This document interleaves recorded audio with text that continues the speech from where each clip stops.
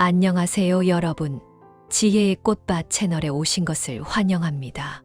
오늘 여러분과 나누고 싶은 이야기는 사람의 운명은 하늘에 의해 정해졌다는 속담에 관한 것입니다. 이 말은 미신이 아니며 어느 정도의 진리가 있습니다. 바로 운명에는 하늘과 땅이 있고 하늘 또한 인간을 돕지 않으면 안 된다는 뜻입니다. 사람과 자연 속의 모든 생물들은 하늘과 땅에 의존해 생존해야 합니다. 세상의 모든 일과 만물은 운명이 정해져 있으며 삶의 법칙과 자연의 법칙을 따르고 하늘의 뜻에 순응하는 사람만이 생명을 더욱 넓고 길게 살아갈 수 있습니다. 모든 사람이 자신의 운명을 알고 있는 것은 아닙니다. 어떤 사람들은 하늘과 땅을 존중하지 않으며 자신을 지구의 주인, 하늘과 땅의 지배자로 여깁니다. 이들은 이익과 욕망을 추구하면서 하늘의 뜻을 거스르는 일을 자주 합니다. 그러므로 하늘은 그들에게 경고를 내리게 됩니다. 옛말에 하늘은 사람을 취할 때 징조를 보낸다는 말이 있습니다. 하늘이 사람을 데려가려고 할 때 3가지 불행을 내리는데 이는 한 사람의 운명이 다가왔음을 알리는 징조입니다. 만약 그 사람이 자신의 행동을 반성하지 않으면 더 이상 돌이킬 수 없게 될 것입니다. 첫째, 병은 하늘의 경고입니다. 병은 하늘이 우리에게 보내는 선의의 경고입니다. 평소 건강에 문제가 없던 사람이 갑자기 병이 들면 크든 작든 반드시 신경 써야 합니다. 작은 병을 키우지 말고 큰 병이라도 치료를 소홀히 해서는 안 됩니다. 병이 심각해져서 손을 쓸 수 없게 된 후에 후회하지 않도록 해야 합니다. 아무리 많은 돈을 쓰고 최신 의료, 기술을 동원해도 건강을 되찾는 것은 불가능할 수 있습니다. 1989년 배우 김태우는 5년 동안 연애했던 이수진과 결혼했습니다.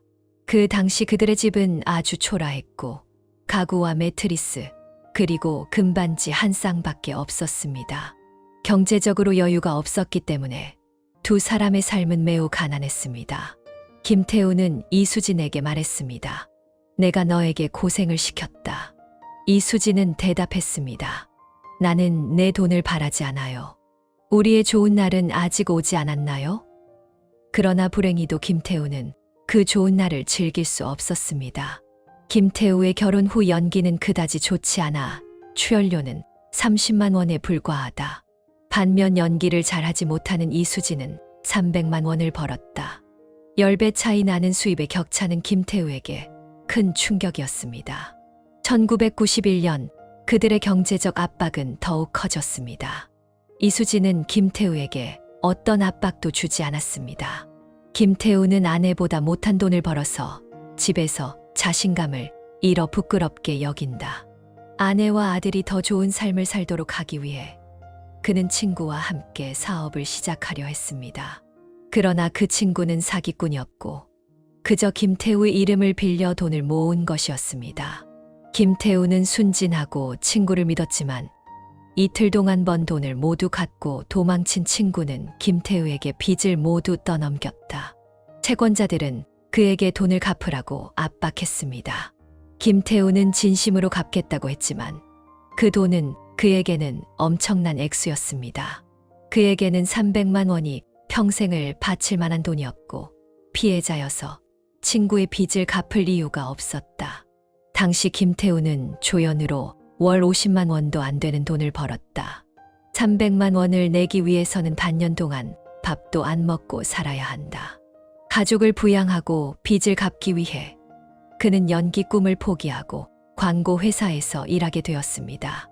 이를 따내기 위해 술을 마시며 주문을 경쟁하는 것이 일상이 되었고 때로는 일주일을 연속으로 술을 마셨습니다. 그는 힘든 순간에도 웃으며 자신에게 격려의 말을 건넸습니다. 이 싸움을 이겨내자. 김태우는 수단과 방법을 가리지 않고 7개월 동안 300만 원의 빚을 갚았다. 그러나 그는 오랜 기간 술을 마시며 간에 심각한 손상을 입었습니다. 결국 과도한 음주로 간염에 걸렸고 이후 밤새도록 담배를 피우고 불규칙한 생활을 하면서 가난 말기에 이르게 되었습니다. 42세의 김태우는 세상을 떠났고 아내에게는 수백만 원의 의료빚만 남겼습니다. 건강은 인생의 기본이라는 것을 누구나 알고 있습니다. 많은 사람들이 건강을 희생하여 돈을 벌지만 결국 번 돈은 병을 치료하는데 충분하지 않습니다. 언제나 나이가 몇 살이든 건강 문제를 무시해서는 안 됩니다. 건강을 우선시해야만 비로소 의미 있는 삶을 살 수 있습니다. 건강을 위해서는 무엇으로 삶을 즐길 수 있겠습니까? 건강을 무시하면 작은 병도 큰 병으로 발전할 수 있습니다. 만약 몸이 불편하다면 즉시 병원에 가서 검사를 받고 의사의 치료를 받으며 몸을 잘 돌보아야 합니다. 돈을 벌기 위해 본말이 전도되지 않도록 하세요. 무력의 눈이 멀어 하늘의 뜻을 어기지 않도록 해야 합니다. 왜냐하면 몸은 가장 정직하기 때문입니다. 몸의 불편함을 느끼면 그것은 하늘이 우리에게 건강을 돌보라는 경고입니다.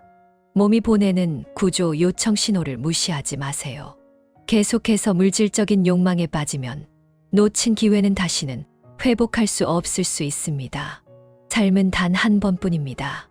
하늘이 주는 경고를 깨닫고 문제의 심각성을 인식하면 작은 병이 커지는 것을 막을 수 있으며 많은 건강 리스크를 피할 수 있습니다.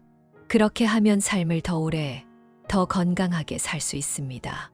둘째, 재난은 하늘의 시험이다. 복희는 재앙에 의존하고 재앙은 복에 따라 바뀐다. 모든 일은 상호 전환할 수 있으며 그 전환점을 어떻게 잡느냐에 달려 있습니다. 사실 모든 사람은 좋지 않은 일을 겪어야 합니다. 우리가 불공평한 일을 겪을 때 왜 나는 이렇게 불운할까? 왜 남들은 그렇게 행운이 따를까? 라며 탄식하기보다는 마음을 다잡고 낙관적인 태도로 인생을 대하는 것이 더 낫습니다. 긍정적인 마음가짐을 가지면 상황은 반드시 나아질 것입니다. 수우는 재앙은 피할 수 없다. 그 대신 이를 하늘의 실험으로 삼아라고 말했습니다. 어떤 재난은 피할 수 없습니다. 그렇다면 그것을 하늘의 시험으로 보고 그 시련을 견뎌내면 다시 태어날 기회를 얻는 것과 같습니다. 어쩌면 시련을 통해 우리의 삶은 새로운 활력을 얻고 새로운 차원으로 나아갈 것입니다. 최선을 다하는 건 민호입니다. 그는 자신의 노래로 얻은 수입을 모두 기부했습니다. 그동안 그는 공익사업을 멈추지 않았습니다. 민호는 인근 지방과 먼 곳으로 구호 활동을 하는 팀을 이끌었고 매번 의료구호팀을 이끌고 산을 넘고 계곡을 건너고 어려운 지역을 찾아갔다. 수년간 그는 구호 활동에 참여하며 300명 이상의 아이들을 입양하고 그들에게 사랑과 희망을 주었으며 여러 산간 지역의 복지시설과 양로원을 여러 곳 세웠습니다. 관련 통계에 따르면 민호 자선팀은 4만여 명을 대상으로 무료 진료, 2,300여 명을 대상으로 수술, 3만여 통의 약품을 빈곤 지역에 전달했다. 그가 기부한 총액은 1억 원을 넘습니다. 대유행 시기 민호재단은 인근 도시에 3억 원 이상을 기부하며 무수한 물자를 전달했다. 그의 선행은 할머니로부터 받은 교육에 기반합니다. 어린 시절 그는 할머니에게 항상 착한 사람이 되어야 한다는 말을 들으며 자랐습니다. 할머니가 돌아가신 후에도 그는 자선 활동을 계속했으며 이 모든 것이 그가 우울증을 극복하는 데 큰 힘이 되었습니다. 민호는 계속 선행을 하면서 여러 번 화를 면했다. 2008년 민호는 외딴 지역으로 가던 중 차 사고를 당했다. 그가 타고 있던 차는 화물차에 충돌했고 차문이 부서지고 창문도 깨졌습니다. 다행히 그는 죽음의 고비를 넘기며 살아남았습니다. 2010년 강원도로 향하던 도중 또 자동차 사고를 당했다. 길이 얼어 있었고 차가 회전할 때 보호대에 부딪혀 제어를 잃었습니다. 민호는 회상하면서 말했다.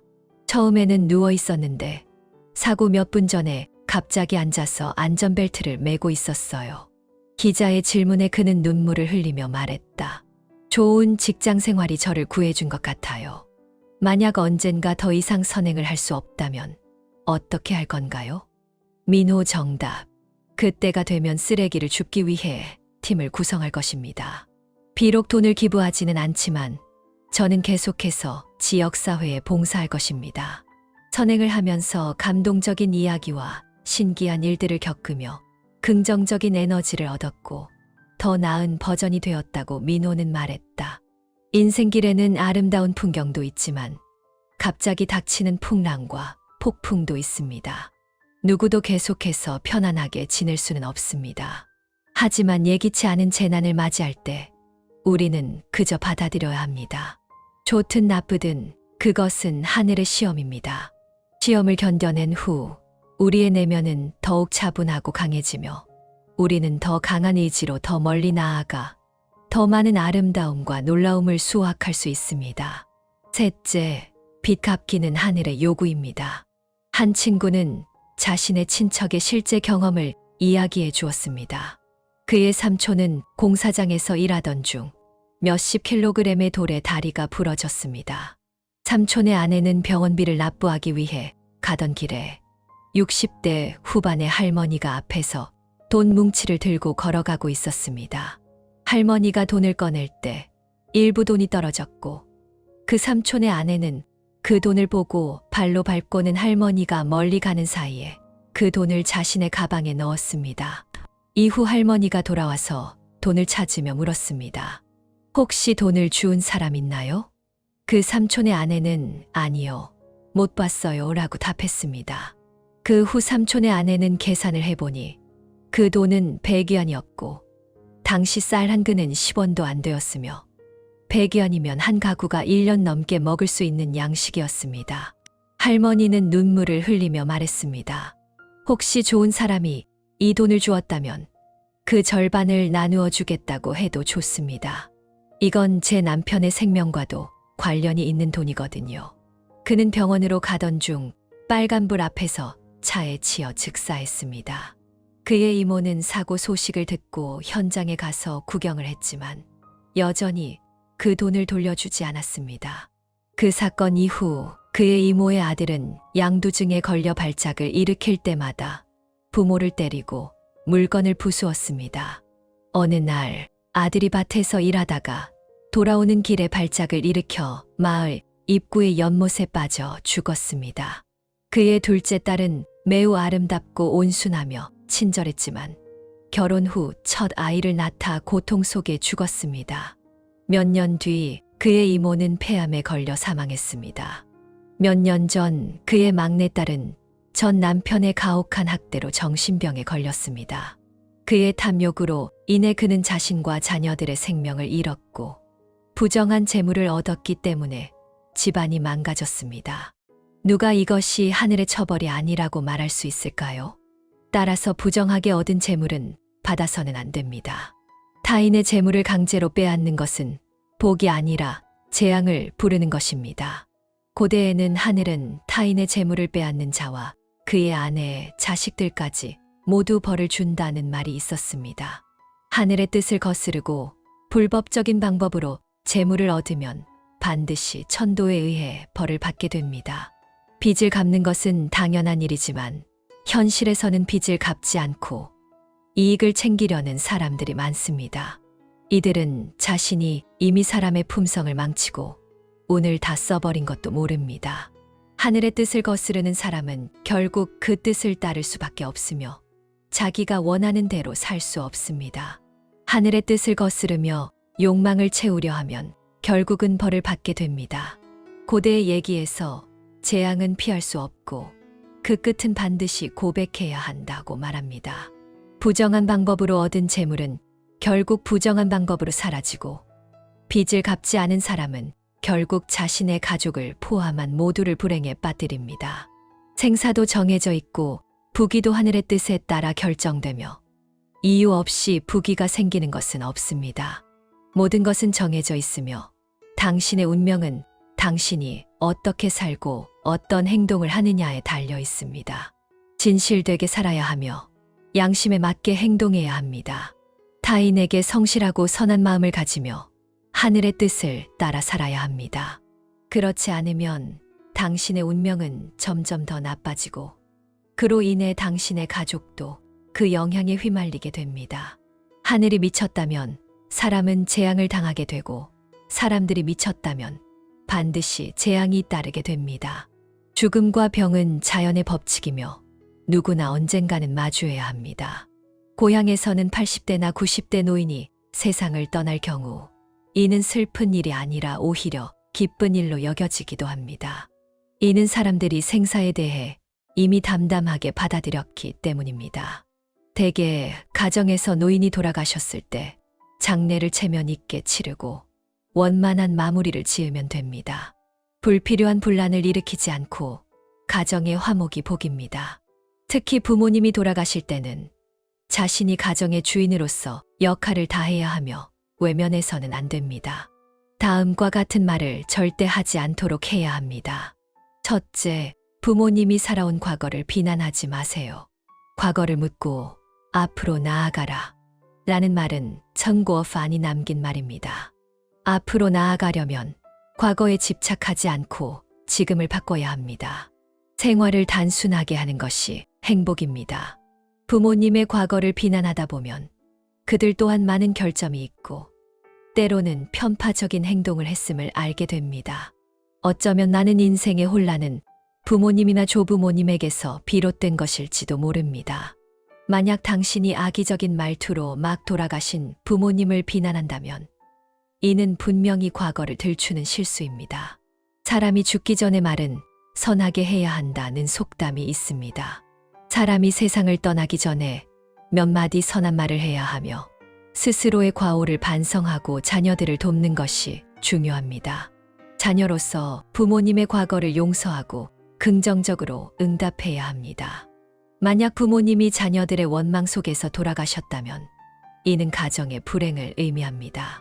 가정의 기풍이 잘못되었다는 증거이며 불행한 과거는 노인의 죽음과 함께 사라져야만 살아있는 사람들이 더 편안하게 살아갈 수 있습니다. 둘째, 형제자매를 비난하지 마세요. 시간이 많습니다. 옛말에 효도는 흉보다 낫다고 했습니다. 모든 사람은 부모님을 효도로 섬기는 방식이 다릅니다. 부모님에게 드리는 생활비나 함께하는 시간도 다를 수 있습니다. 10손가락이 똑같을 수 없는 것처럼 한 사람의 경우도 마찬가지입니다. 모두의 생활 여건이 다르고 각자 다른 장소와 직장에서 바쁘게 일하는 사람도 많습니다.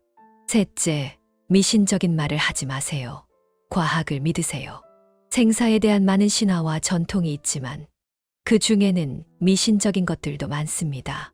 제 고향에서는 외지에서 돌아온 국사국사님의 영혼을 집으로 데려오기 위해 영혼을 부르는 의식을 치르기도 합니다.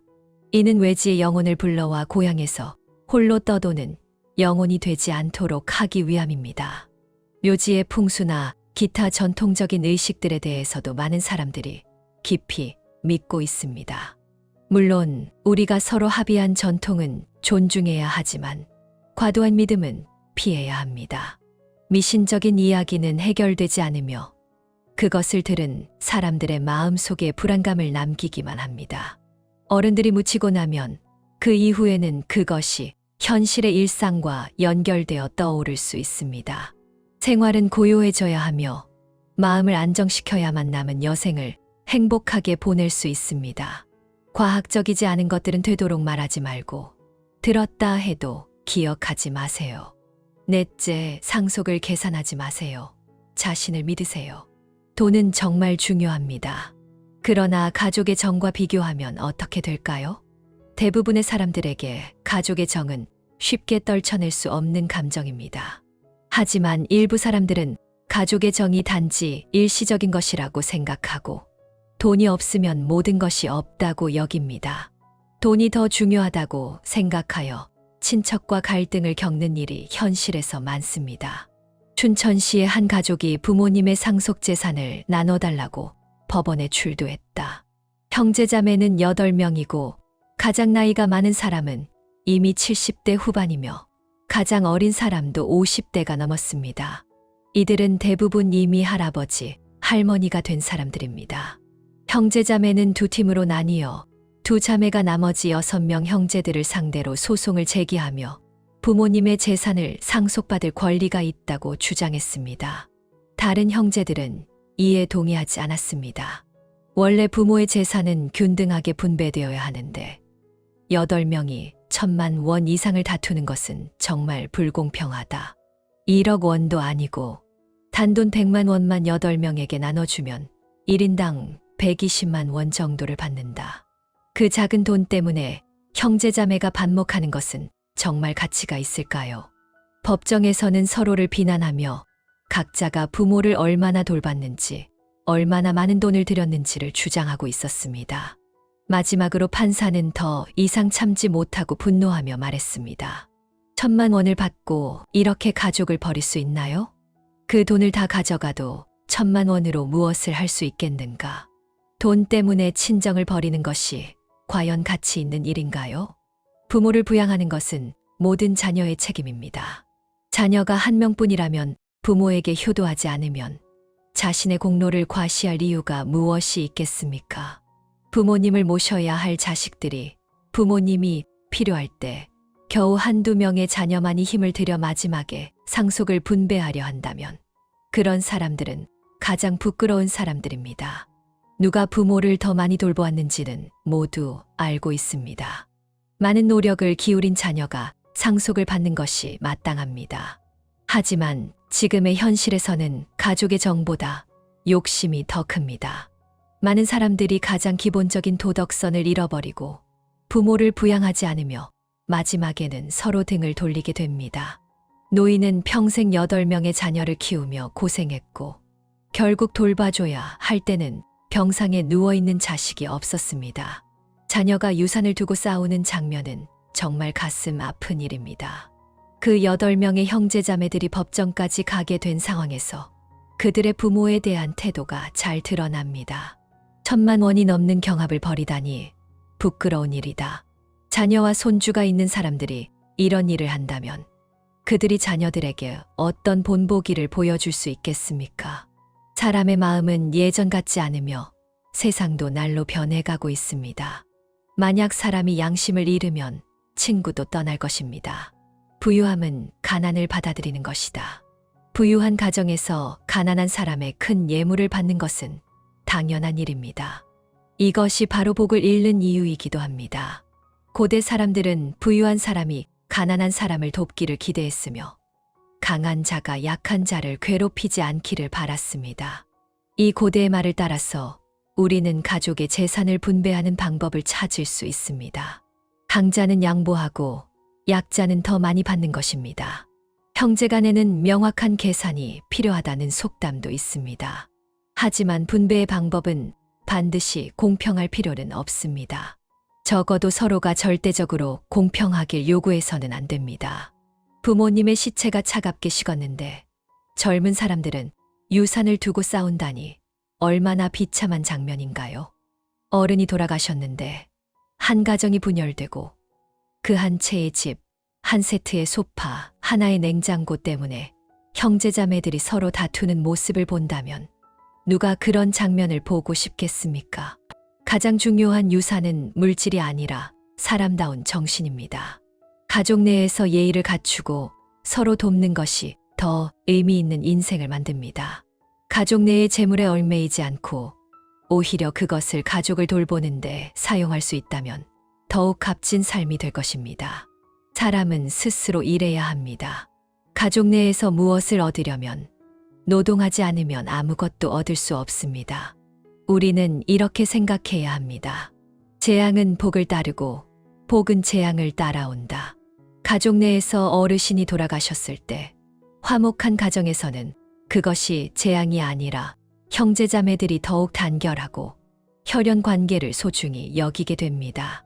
또한 이를 통해 자녀들에게 가정일을 어떻게 처리할지 교육할 수 있는 기회가 됩니다. 자기만의 이익을 위해 부모를 돌보지 않는 사람에게는 슬픔 속에서도 가정을 분열시키고 외부 사람들에게 웃음을 주는 모습을 보여주게 됩니다. 행복은 구할 수 없다. 행복한 삶을 살아야 한다. 정말 체면 있는 장례는 평화롭고 활기찬 분위기에서 이루어져야 합니다. 사치나 비교는 피하고 자신의 입을 잘 관리하며 가족의 조화를 지키는 것이 가장 지혜로운 방법입니다. 오늘의 공유는 여기까지입니다. 여러분의 건강한 삶에 도움이 되기를 바랍니다. 지혜의 정원은 매일 새로운 글을 전해드리며 여러분이 매일 새로운 깨달음을 얻길 바랍니다. 시청해 주셔서 감사합니다. 다음에 또 만나요.